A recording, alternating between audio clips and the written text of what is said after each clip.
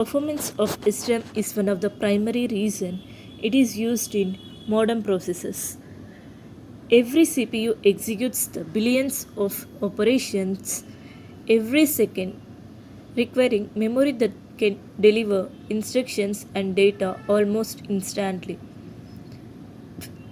SRAM achieves this by storing data is by stable latches rather than capacitors, allowing extremely fast read and write operations. However, even SRAM has physical limitations that affect its speed, including wire resistance, capacitance, and circuit delays. Understanding these factors helps explain why different cache levels like L1 and L2 and L3 have different access times. Why is SRAM is faster? SRAM is considered the fastest semiconductor memory because it stores data using two cross-coupled CMOS inverters that continuously maintain the stored logic value. Unlike DRAM, SRAM does not rely on capacitors, so it does not require periodic refresh operations. Reading data from the an SRAM cell is also non-destructive, meaning the stored value remains instant after every read operation. This eliminates the exact restore cycle required in DRAM and significantly reduces access time. Another reason for SRAM's high speed is its location. SRAM is integrated directly on the processor die, placing it physically close to the CPU cores. The short distance reduces signal propagation delay, allowing the processor to access data within a few clock cycles. In addition, SRAM uses highly optimized sense amplifiers, fast row and column decoders, and low capacitance memory cells, all of which contributes to its ex- exceptional performance.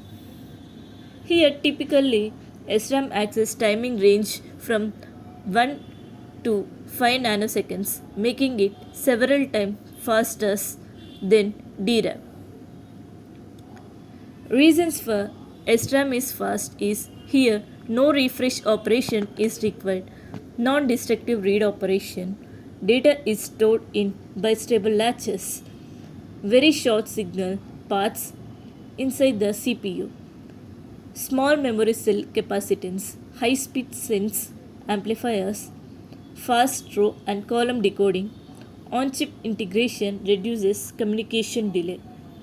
What limit SRAM speed?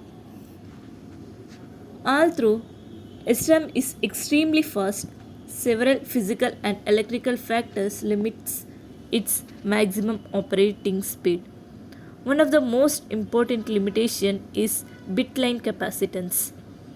Here each bit line is connected to the hundreds or even thousands of SRAM cells, creating a large capacitive load. During a read operation, the selected memory cell must discharge the capacitance slightly before the sense amplifier can detect the stored value. The word line also introduced delay because it behaves like a long metal wire with resistance and capacitance. As memory array becomes larger, the RS delay of the word line increases, slowing down access time. In addition, the row decoder, column decoder, sense amplifier, and output drivers each contribute a small amount of delay. Manufacturing process variations, supply voltage, and operating temperature are influenced. SRAM speed, lower supply voltages reduce transistor drive strength, while higher temperatures increase transistor resistance, both of which slow down memory access. How is latency measured? Here, latency is the time required for SRAM to return valid data after reviewing a memory address. It is one of the most important performance parameters because it determines how quickly the processor can obtain the instructions or data from the cache. During a read operation, latency begins when the processor places an address on the address bus. The row decoder activates the corresponding ode line, connecting the selected SRAM cell to the bit lines. The selected cell creates a small voltage difference between BL and BLB, which is detected and amplified by the processor by the sense amplifier. Finally, the data passes through the output circuitry and become available to the processor. Latency is usually measured in nanoseconds or CPU block cycles. Because SRAM is used in processor caches, manufacturers often specify cache latency in clock cycle rather than absolute time. For example, L1 cache, here it is 1 to 4 CPU cycles. L2 cache 4 to 15 CPU cycles. L3 cache 30 to 70 CPU cycles. All through the access time increases from L1 to L3. SRAM remains significantly faster than external DRAM, which typically requires tens or hundreds of CPU cycles. Here, components of SRAM latency is address decoding, ode line activation, bit line voltage development, sense amplifier detection, output driver propagation, data arrival at the processor. SRAM in industry. SRAM is one of the most widely used memory technologies in the semiconductor industry. Almost every digital system that requires high-speed temporary message storage relies on SRAM, while DRAM is used for large capacity main memory. SRAM is employed wherever low latency and fast access are essential. Modern CPUs, GPUs, AI accelerators, networking equipment, automotive processor and embedded system like all contains significant amount of SRAM. Which memories are use SRAM? SRAM is used in a wide variety of digital systems because of high speed and low latency. The most common application is processor cache memory, where frequently accessed instructions and data are stored close to the CPU. In addition to caches, SRAM is used in register files, branch prediction units, translation look-aside buffers, network routers, FPGA block RAM, AI accelerators, and embedded microcontrollers.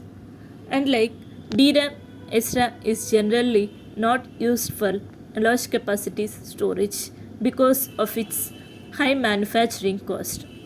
Instead of, it serves as a high speed buffer between the processor and slower memory devices. How much SRAM exists inside CPU? Modern CPUs contain a surprisingly large amount of SRAM. Most of the SRAM is dedicated to cache memory because caches dramatically reduce the number of slow DRAM accesses. The amount of SRAM varies depending on the processor application, performance goals, and market segment. A typical smartphone processor contains a few megabytes of SRAM, while desktop and laptop processors may contain tens of megabytes. High performance server processor often integrated hundreds of megabytes of SRAM, and some AI accelerators include even large on-chip SRAM arrays to support high bandwidth data processing. Typical SRAM capacitance are processor type and typical SRAM capacity is for microcontroller 16 KB to 1 MB, for smartphone processor 2 MB to 16 MB, for laptop or desktop CPU 16 MB to 64 MB, gaming CPUs for 32 MB to 128 MB, server processors 64 MB to 512 MB, AI accelerator hundreds of MB to over 1 GB. It's depend on architecture. The exact amount depends on the processor design, number of cores, cache hierarchy, and intent workload. Why is SRAM expensive? SRAM is significantly more expensive than DRAM because each SRAM cell requires 6 transistors, whereas a DRAM cell requires only 1 transistor and 1 capacitor.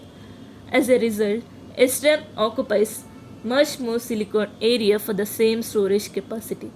Larger silicon area means fewer chips can be manufactured from a single wafer, increasing the cost per bit.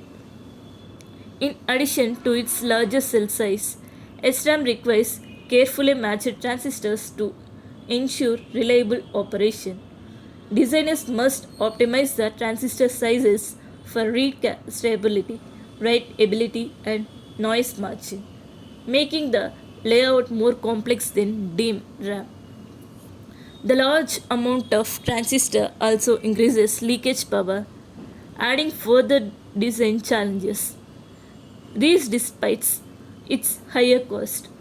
DRAM remains SRAM remains indispensable because no other semiconductor memory provides the same